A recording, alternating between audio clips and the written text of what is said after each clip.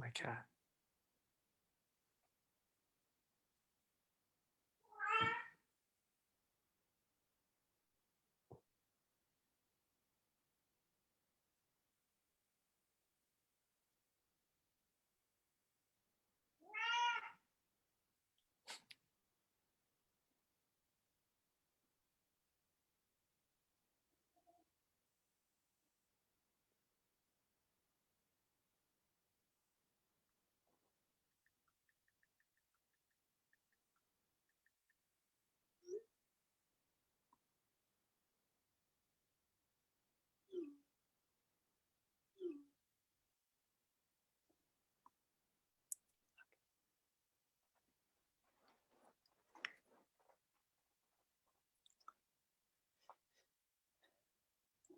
Hello, everyone, and welcome to the 25th RNCI Red Nation International Film Festival.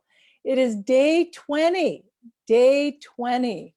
out of 30 days.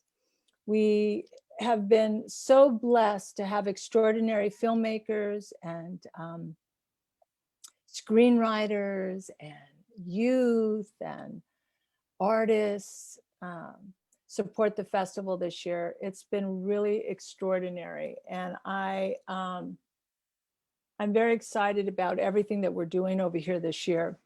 Everything has been online, and we have 105 films. We have 73 documentaries, 35 directed by women, 12 student films, and 10 experimental. We have 16 events. And we have our Indigenous, Red Nation Indigenous Filmmakers Lounge. We have 28 conversation series with 28 different filmmakers. And it's just been extraordinary. And we made Variety. It's the first time that Variety recognized a whole festival guide in regards to a Native festival. So that is really groundbreaking and really exciting. We have today's event is titled The Screenwriter Book to Screen. It's the Native Filmmakers Lab. And our spotlight today is on James Bird. James Bird is a screenwriter and an author. He's written We Are Boats, Honey Glue, Eat Spirit Eat, Chasing Shakespeare, From Above, and the author of The Brave. James's film, Chasing Shakespeare, has won at our festival a few years back and was nominated in several categories, and Tantoon Cardinal was nominated as well. And she's actually been nominated a few times at our festival. So that's been really good. We like Tantoon over here. So obviously she gets recognized a lot by our festival. James, say hello. Everybody, this is James Bird, and he's an extraordinary filmmaker, extraordinary author, and screenwriter. Hi, James. Hi, how are you guys? Yeah. Yeah, I'm glad to be here. Where are you at? Are you in LA? Are you in Europe? Where are you? Right now I'm in Salem, Massachusetts. And what are you doing there? I actually moved here when I was born and raised in Los Angeles, and when my wife got pregnant, we both wanted to move our baby. My son's name is Wolf, and we moved him here so he can experience seasons and be raised by trees. Yeah, that's my kids too. My son was born in New Mexico, Santa Fe. I love Santa Fe. Yeah, and my daughter was born here, but then when she was 7, I took her back home so she can experience the seasons. There's something. Yeah, it's so important. I was deprived of it my whole life. Yeah, so your psyche it's just different when you're raised with all the seasons, and yeah, it's a good thing. Well, I'm happy to hear that. That's your baby's going to be Phenomenal. Is phenomenal, actually. I see all the footage you always put up of him. Of Wolf. Every day. Yeah. Yeah, yeah. Proud dad. Yeah. And your wife is also an author. Yeah.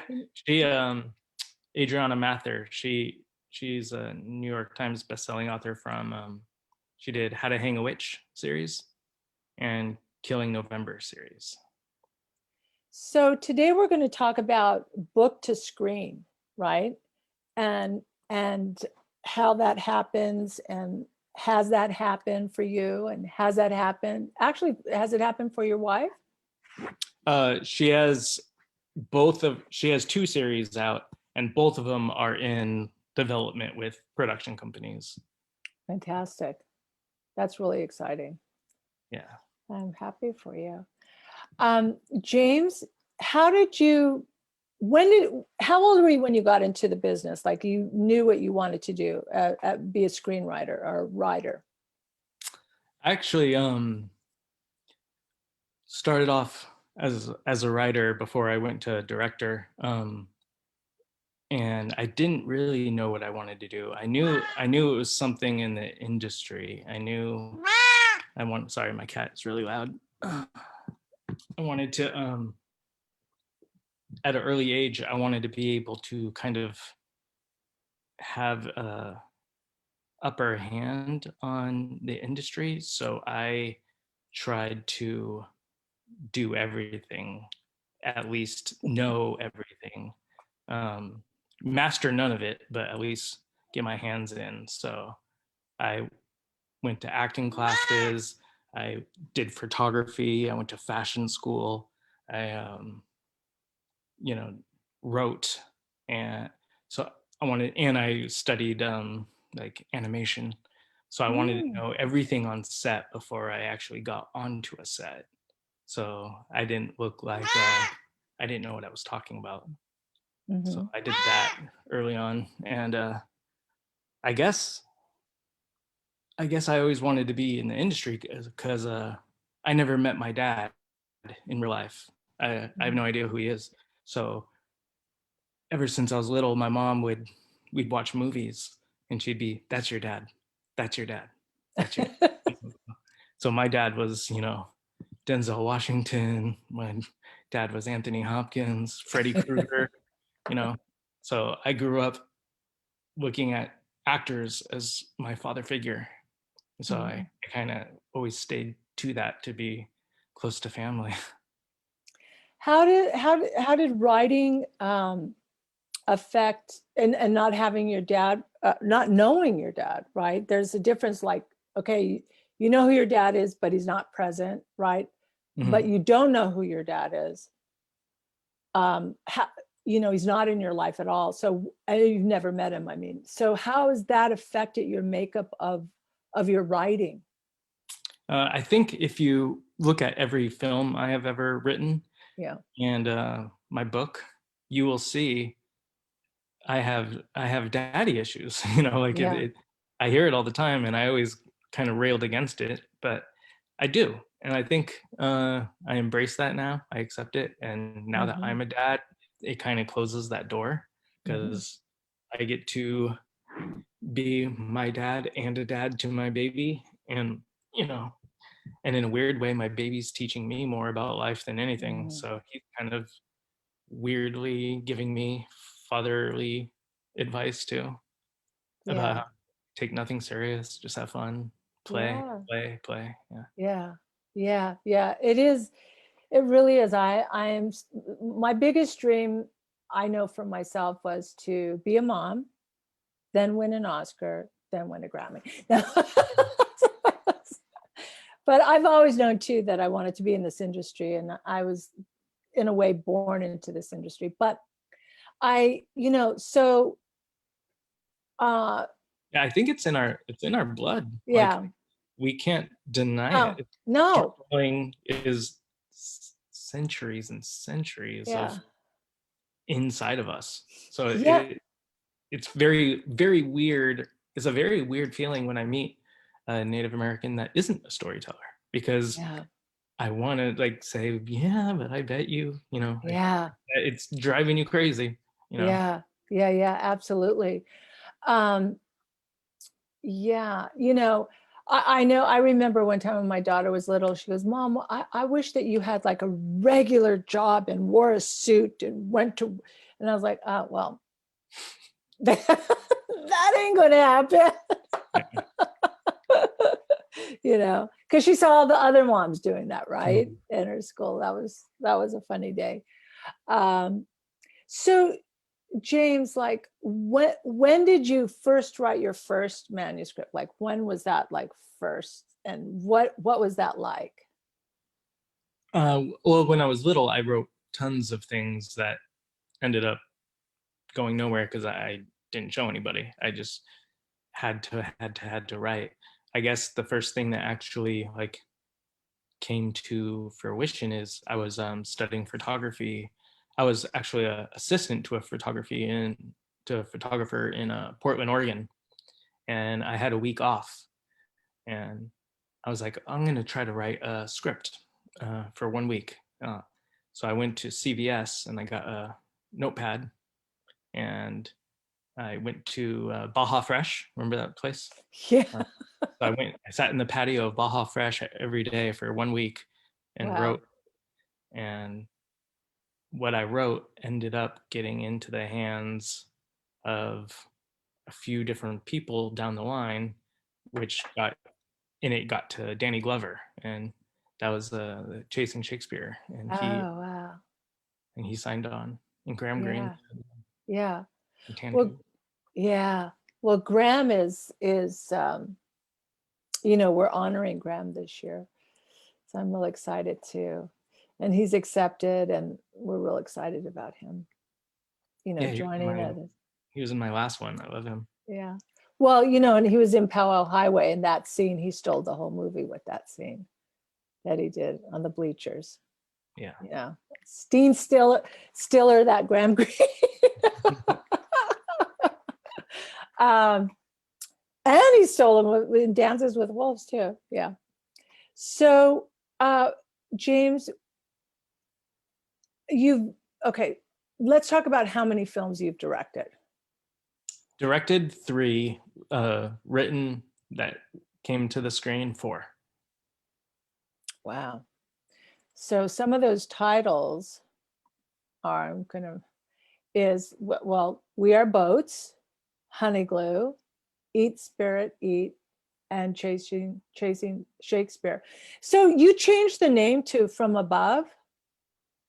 Oh, I didn't. I way down the line, Oh, distribution did. ah, why'd they do that? I have no idea. Still to this day. Really? Yeah. Wow, that's interesting. Um, and what's it like living over there, not and writing? You probably have more time to write, even though you're a new dad, than being here in LA. Is there a difference? No, I mean, well, especially because the pandemic, there's no difference because Right. nobody leaves their house, but and everything's online. But even before that, there was no difference. Everything would be, you know, the meetings I had were like this, anyways. Every time I had to like talk to an actor or an actress, they lived in New York or England, Yeah. anyways. So it would be like this. The only thing that is different is I guess being there to like in person handpick the crew maybe. Yeah. Um, when you direct when you directed your first film you directed was Eat Spirit Eat, right? He's great, yeah. Yeah. And what was that like for you? It was a Always the first film is always like, you know, it was really cool because it was a story about the main character in that movie was basically based off me. It's a guy that never met his dad but tracks down his dad and doesn't tell him he's his son, so he hires him to be the main actor in a film because the dad's like a washed up actor that never really made it. So he agrees to be in his son's film, and the son has no idea what he's doing. He doesn't know how to direct a film. He just wanted to spend time with his dad. So it was really cool because that was me not really knowing what I'm doing. I just wanted to spend Right. time with all the people around me. So, Yeah. Yeah. we got to mirror each other. Yeah. That I, that's I fantastic. asked I asked a crew guy, when do I say action? And they're like, now. Yeah, That's sweet. I yeah. know. I remember when I did my first film, I wanted it was scheduled to be, you know, uh, a feature doc, and it ended up being 9 minutes. Because I You had went three you went crazy in the editing room.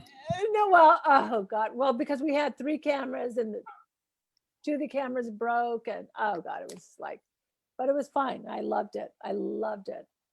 Worked outside with kids right away. Get that, mark that off.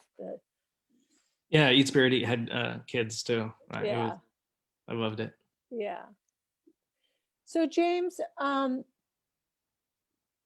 having all of this under your belt, what are the challenges for you now, like especially with the Black Lives Matter and everything that's going on now, and everybody's looking for native films and screenwriters and directors, and because I know we're getting calls daily over here. It's been really extraordinary. So I just want to know, as a accomplished and professional screenwriter and director, what's been happening with you? I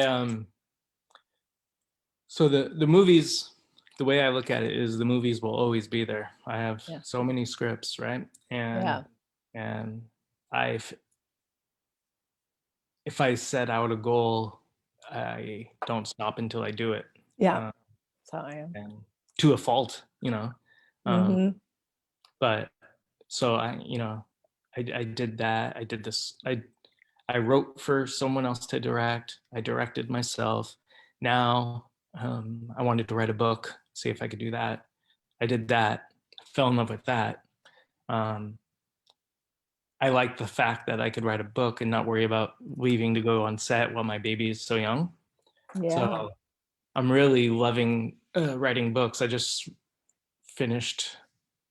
I just sold book 2 and finished book 3, and I'm like halfway done with book 4. So Wow. so I'm writing a lot. Um, Wow. yeah. I'm impressed because I've been working on my book for 33 years. So, but it's like but it's my life story, right? So a Right. lot of healing and everything had, as I'd write for months and then I'd put it away and then heal a little bit more, and then yeah. Yeah.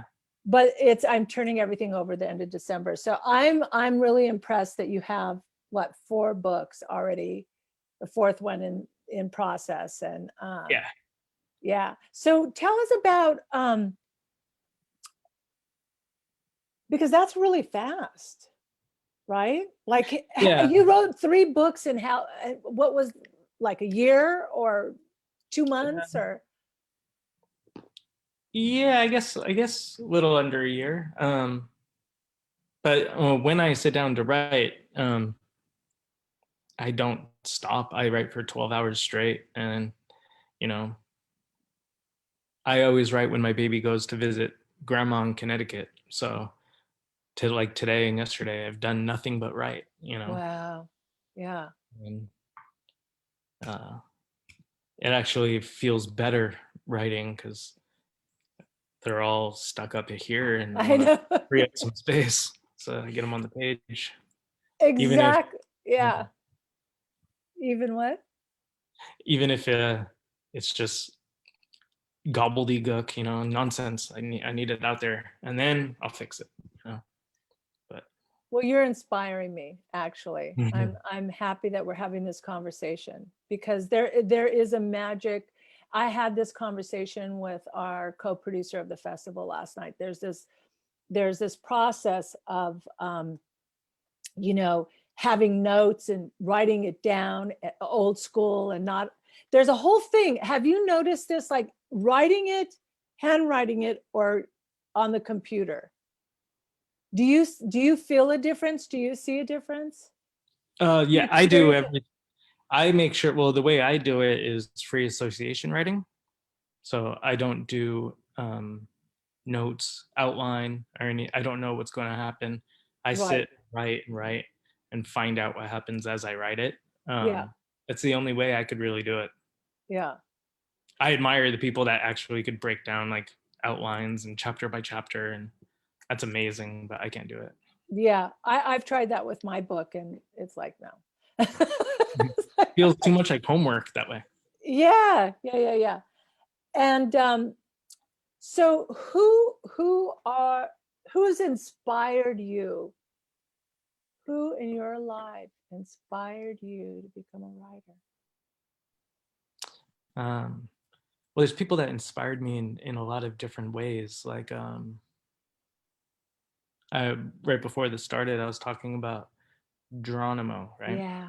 The first time I ever read about him and heard about him, ever since that day, it's ruined me. I've never been able to give up on anything, even things I should Right. have given up on, because he never get. Did you? He Never. fought the entire You're American making me cry. U.S. cavalry Yeah. with. At one point, he had 16 men against thousands, Yeah. and he survived. He fought through. Yeah. So I will never have a moment like that when I read about that. Yeah. And at that time, I was really, really, really yearning to connect with like the native side of my family. Yeah. Uh, so I felt like this instant connection, and I think I was like, "Oh, I'm never gonna give up," because he never gave up, you know. Never. So I was really in. He's always probably a huge inspiration. As a writer, probably um, Eminem. Ah, I love Eminem. I love Eminem. Yeah, I Just don't think saying. there's ever been someone Ah. with that ability before. Maybe Mark Twain, Oh. just because he's the first. Yeah.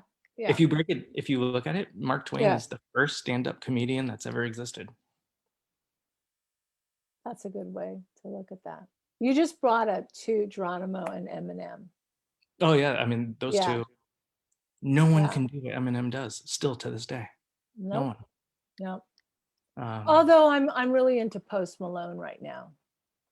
and, Really into Post Malone. and as far as music, yeah, but like Yeah. Right. talent, Right. Eminem's Right. another level Yeah. of. Yeah. Yeah. I Um, agree. 100%. I love and Eminem. then my mom. Now that I'm a parent, I can't believe she raised 3 kids on her own, and I get help from my wife and her mom. So we're 3 adults raising one child, and it's difficult.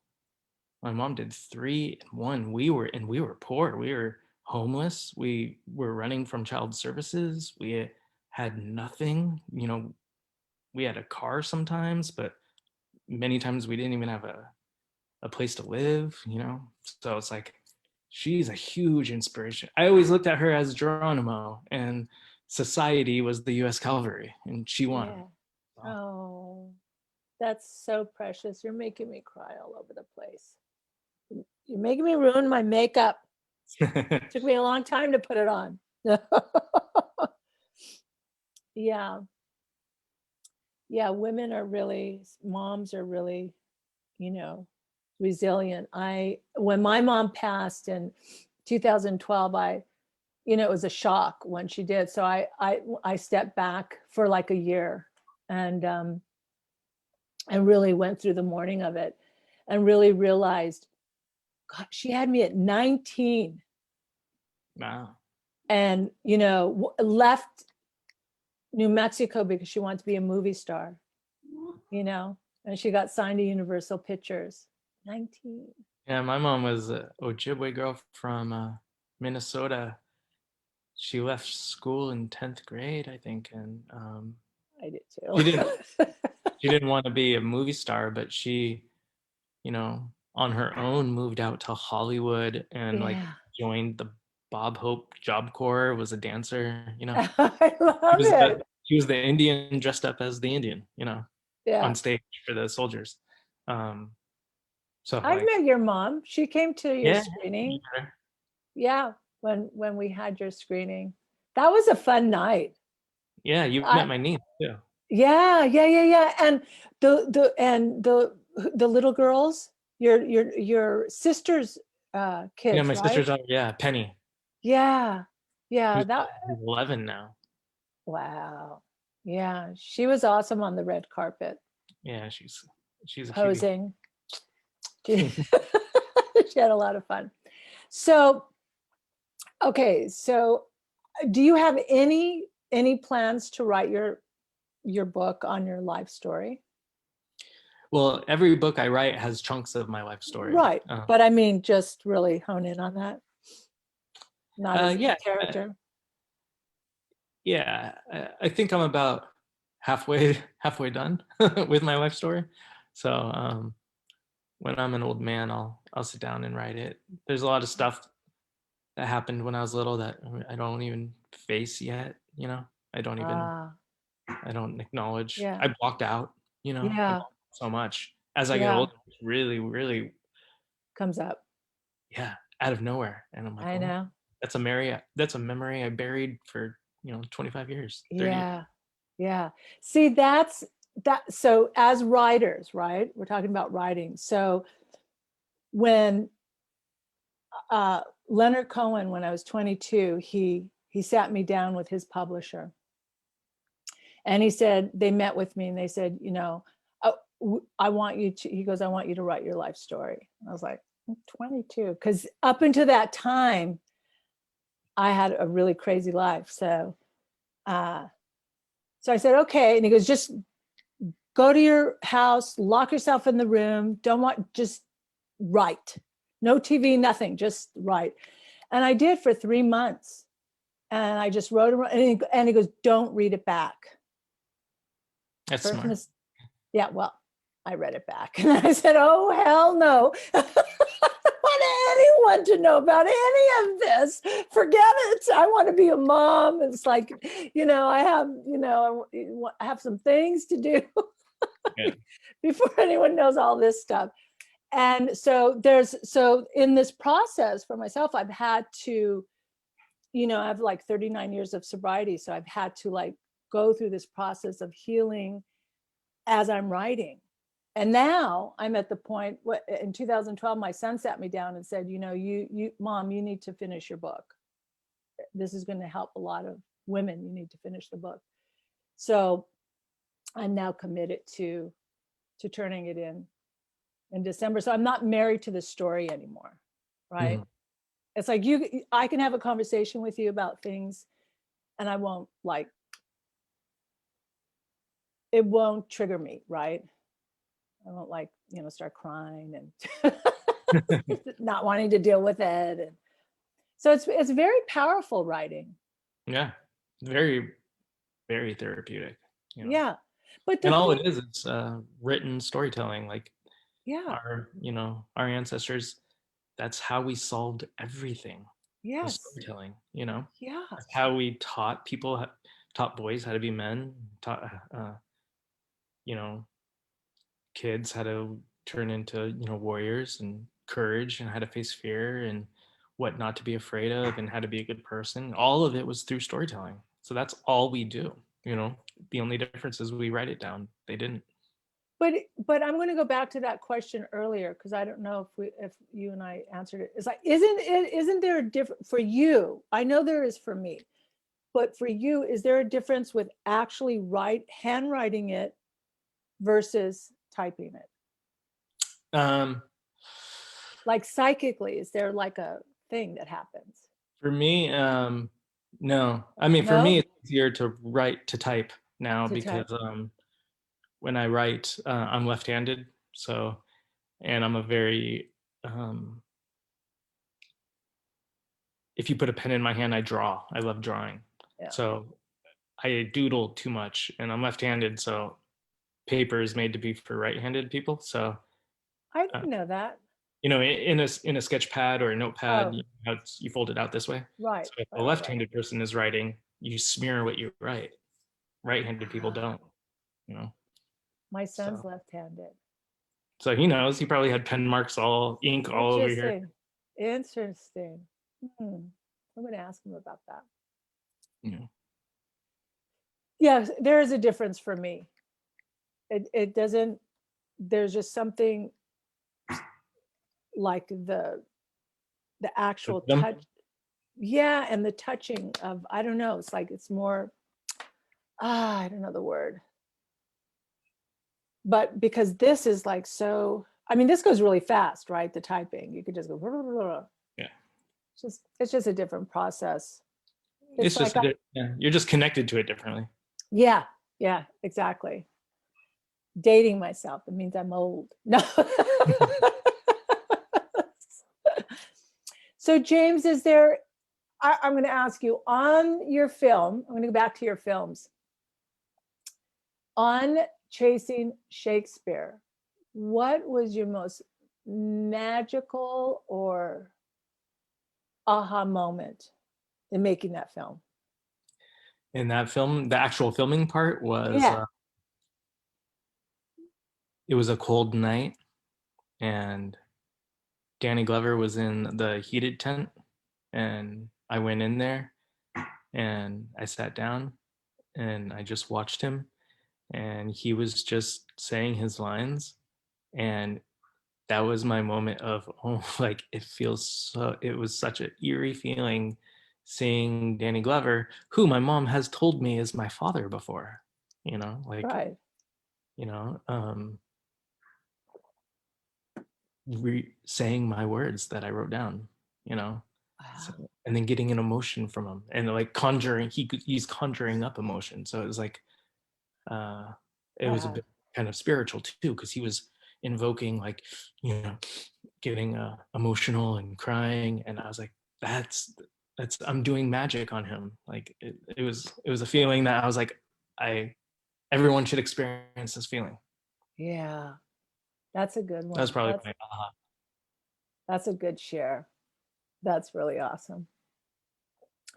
And then on your very first movie, Eat, Spirit, Eat, what was a challenging moment for you on that film? challenging moment was to the movie was kind of like promoting and embracing chaos, right? And so it was challenging to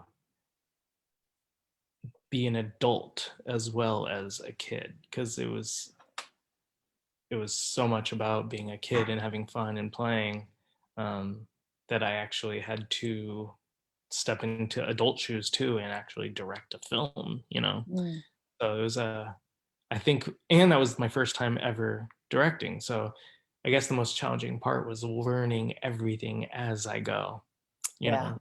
And it was also probably the funnest part and the most rewarding part too, because you do find out. Took me like 2 weeks into directing, but I did find out, oh, directing is about not knowing what you're doing and figuring it out. That's all it is. Like, and Tarantino says it, and Yeah. um, Darren Aronofsky says it, and Robert Zemeckis says it. Is you on day one, you walk in, you don't know what you're doing, and it's a.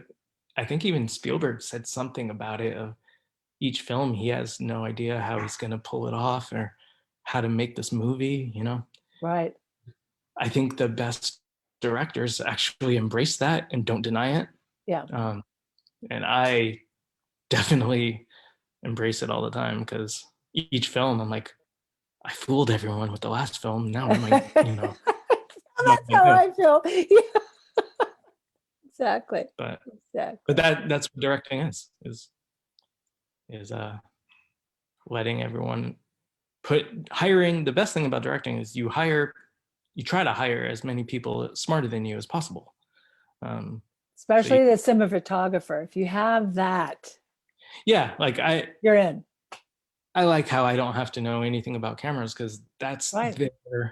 their their passion. And Mhm. gosh, I wouldn't want to step on someone's passion. I Right. wouldn't, so you tell them what you want and they translate it, and it's like I Mhm. make everything about like ancestors, right? So it's like I speak Ojibwe, and I'm telling the the white settlers that, you know,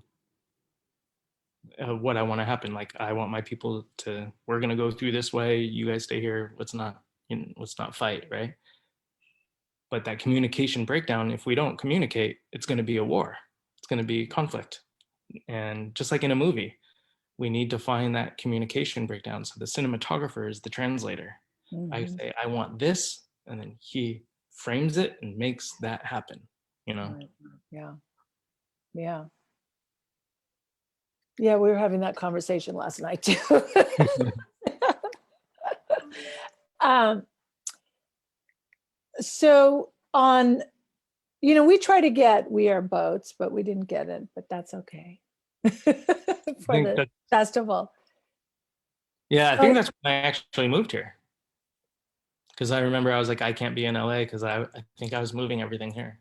oh, right. That's why. Yeah. I remember that too. Um, We Are Boats. What was that?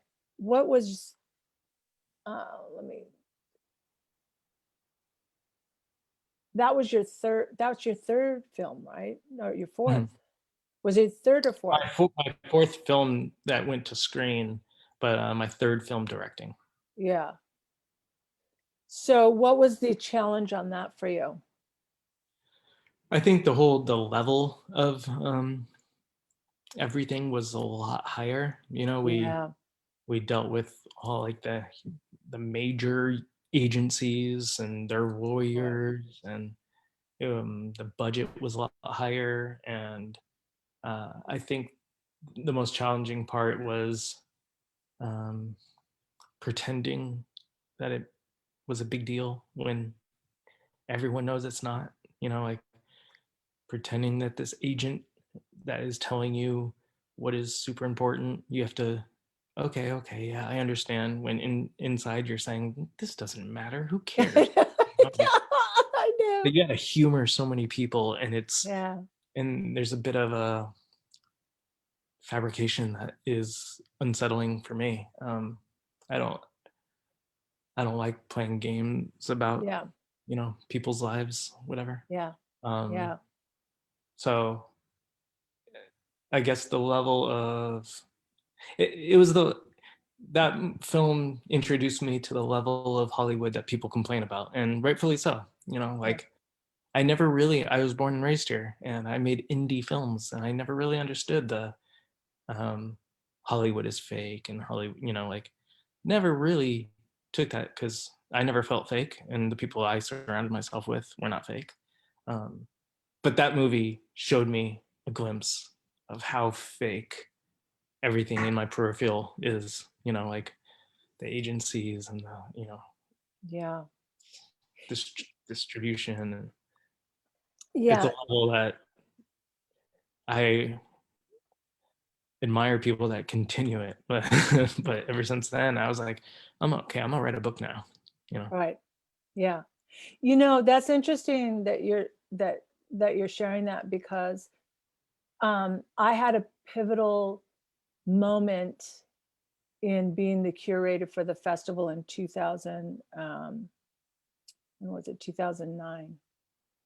And it was really amazing because I you know, called Summon Entertainment. I wanted to have the wolf pack on the red carpet. It was our first native red carpet ever that anyone's ever, you know, and I wanted it at Raleigh Studios. And then I asked the big, you know, $50 million question. We want to screen it before you have your own premiere.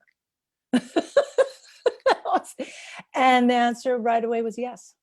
Mhm. I've never met these guys ever. I owe them a huge thank you because they changed everything. And all the attorneys, the lawyers, everyone's calling. How did you do that? How did you do that? How did you do that? How did you do it? I asked. You know, and I think it's because I just like going to the source. I don't like playing the game of having to go, you know, do that. But I understand that you do need, especially in this industry, you know, everything that you need, the lawyers and the agents, and it's definitely a process. Mhm. And I know that when you get to a certain level you of success, that you definitely need that. Yeah. And you Yeah. know, even though there's things to not like about it, there's a lot of Yeah. stuff to love about it. Yeah. It takes you places, you know. Yeah. I got to go to France with it, so Yeah. Yeah. I got to. And you went to the Cannes Film Festival. What was that like as a Native person and as a writer and director? It was.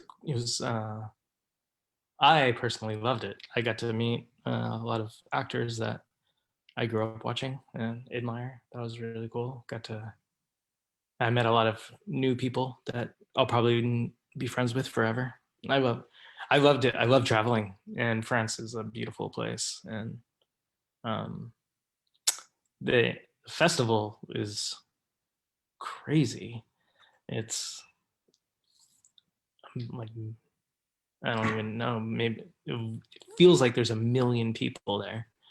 Um, it's like a theme park. It's like Disneyland on its busiest day. Everyone rushing but everyone's in like suits and dresses. It's funny.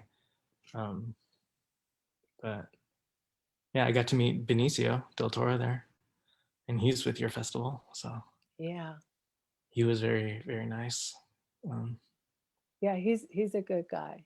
He was really amazing. He really shared a lot of himself when he attended our festival. There yeah, was another aha moment. We got his film, and as he was walking in to meet me at the festival, he was like, "I'm scared of you," and I'm like, "What are you talking about?" He goes, "Because you got my film and I can't get my film." He goes, "How the hell did you get my film?" And I said, "I asked." Yeah, yeah. Well, I'm happy that you went to Cannes. I want to go there soon after this pandemic, five yeah, years. When it's clear in 5 years, to 2025, probably. yeah. When my book is adapted to a film, I'm hoping it goes to France. Yes, and I hope that we could work together on it, and I hope that, you know, make it happen. The sooner the better. Have it all go Yeah, wonderfully. Yeah. Um, okay, so I'm going to ask a couple more questions and then we'll wrap it up. What about Honey Glue? What was that? What was that film like for you? Like, um, Honey Glue. Honey Glue. I love that film. yeah, Um, the every film so far, including Chasing Shakespeare, every single one. Um, my wife is in it. In the movie. I put her in every single film. And Honey Glue, so Eat Spirit Eat, she got to play this like kooky, crazy character. And so it was a lot of fun. Chasing Shakespeare, she played a smaller role, but she had to learn guitar and yeah, have tattoos, and it was a lot of fun. Honey Glue, she was the lead, yeah. and she had to shave her head, and she got super skinny. She Mm, was for like her character's terminally dying, and so it was really really fun to be a filmmaker in that film because I actually got to see her, the girl that I live with, the girl I see every day. I got to see her as like a actress, and I got to be the director, and there was no in between, and yeah. it was a very very cool experience because I just got to be so impressed, like fell in love with her again, you know. I was like, wow, Oh, you know, it's really really cool that oh, there goes such a another small one. film had that big of an impact on me. And I got to that's where I met Amanda Plummer, Mm, and I I don't know if you've ever had her there, but mm-mm. I love she's the greatest, and I Wow. got to work with her in Honey Glue, and then I worked with her again. I brought her back, and we are boats. So she was a huge highlight of Honey Glue. Meeting her. Yeah, yeah. Well, James, I think that it's been extraordinary so far your career and the consistency that how you live your life, you know, and the dedication and the commitment you have to your writing and to your family, right? It's because it all plays out in what we Together. do, you know, and that to me is the magic of being a creative, right? Using everything that we have around us and honing in on it and introducing that to the world. Yeah. It's so magic. I love filmmakers. I love being a filmmaker. I love screenwriters. I love that we can write. And the greatest thing about all of this is the risk to do it and then the risk to have it made, because any film, how great or how bad, any film that gets done and out there is a miracle.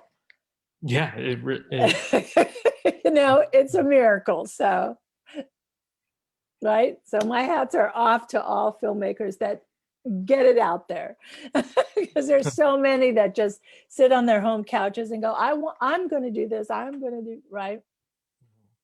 Yeah. Yeah. And So, we owe it to like we owe it to everyone to do this, you know, like yeah.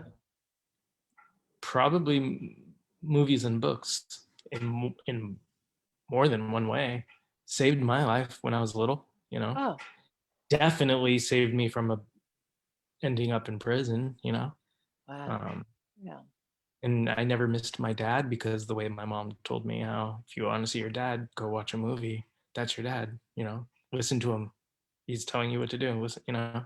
Every time there Right. was like in Boys in the Hood, Lawrence Fishburne giving Trey advice. My mom was like, "That was your dad talking to you," you know. And Oh, so like that saved my life. So I owe it now that I'm older to continue that for some other kid that doesn't know his dad, yeah. and maybe I can help save their life, you know. Yeah. And then if I'm successful, it's like the Native Americans 7 generations. He is going to grow up feeling like he owes it to the world to do the same, and it's going to continue and continue. And can you imagine we're just saving lives over and over again, Yeah. all because Yeah. ours were saved, you know. Yeah. Absolutely. Okay, you've completely ruined my makeup for the day. It's like tears over here. It's very precious what your words, and it's so true. And it's truly being a creative and having this gift. It isn't it is a burning desire, and it is a responsibility to play it forward Mm-hmm. for the next generations. Absolutely. Absolutely. I want to thank you, James, for spending, these few minutes with us and engaging in your process and your storytelling. And I appreciate you, and I encourage you to keep doing it. Be that Geronimo. We all have our Geronimos in us, right? And so I have a You more huge, than most. He's in your blood. I know. Well, I was just going to say I have a huge, this is what I like to do. This is something I like to do. I get a picture and then I have them put it on canvas Mm-hmm. and then I frame it. So I have huge Geronimo canvas photos in my rooms, and my kids have my daughter carved his whole head. It's like so beautiful. I wish I could just go get it in the other room, but it would take too long to go get the ladder and get it. But I'll share it with you next time, another time. Yeah. But yeah, for all of you screenwriters that have tuned in today and that will tune in later to view this, this is James Bird, and he is amazing. And there's going to be a lot more work coming from him in the future. And then he has a legacy with his son. So we don't know yet what your son's going to want to do, but He's already making up songs, so oh, maybe a singer, yeah. maybe a songwriter. Never know. Yeah. Yeah. As long as you keep, just, what I do with my kids is I had instruments everywhere. Yeah. He has a piano. Yeah. It's like, just whatever you want to do. And I'll give you a tip for you and your wife. I used to have a wall in each of their rooms, and they could do whatever they want on that wall. On that Draw one it on just that one huge wall. Like you could paint, you could do whatever you want on that wall. And then there was another wall I put the chalkboard so that they could use chalk on the wall. Yeah. Because you know how kids like to just go on the wall, and it's like, oh, okay. Here's your wall. Do what you want. He's 28 months old today. Oh, congratulations. Well, give my love to your wife and to your baby, and much love to you, and a lot of respect. And I'm happy for you, and I wish you tons of success with everything that you do. And say hi to your mom. I will. Yeah. I'll see you when I go to LA. Yeah. Hopefully this pandemic is over soon. So. Oh, I know. My son invited me to Colorado. I'm too nervous to fly still.